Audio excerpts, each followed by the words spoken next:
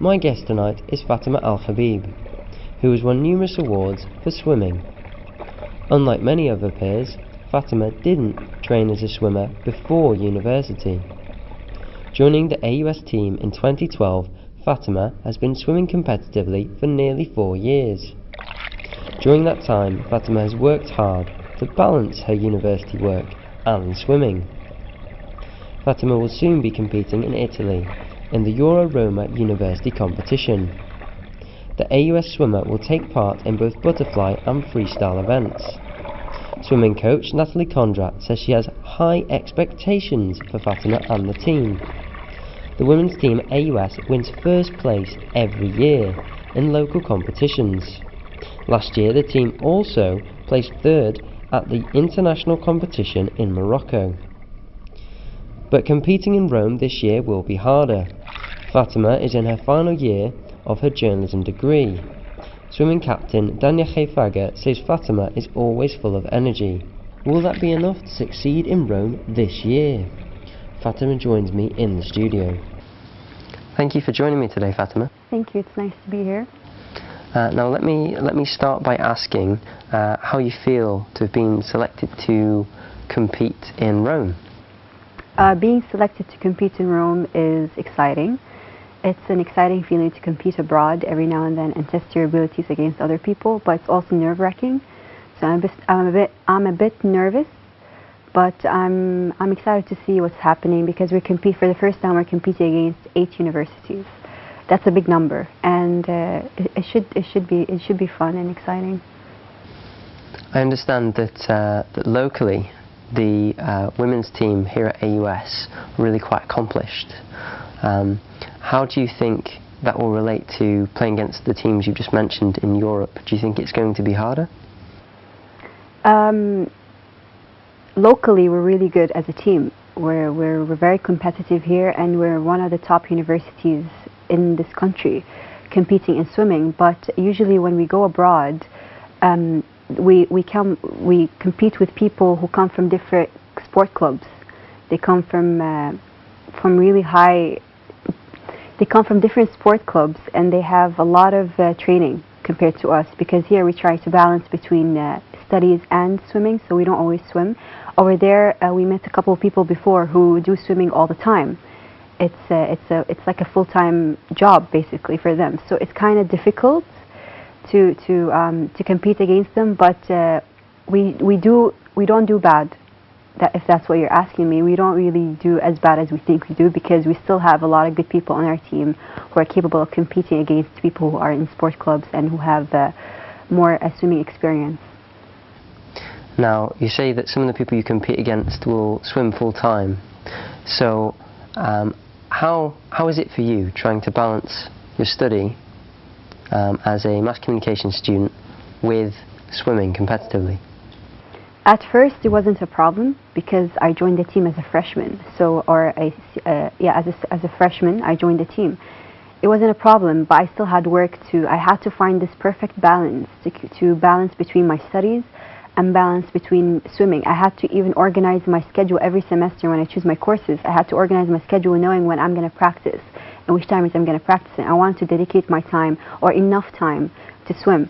And as the years went by, as I became a senior, it became harder and harder to go to swimming practice, because I'm always loaded with work these days, and my coach understands that, because there is more than one senior on the team, and the workload is ridiculous. So we try.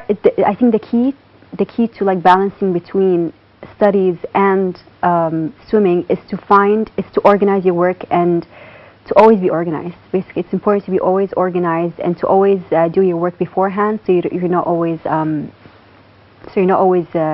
drowning in work, basically.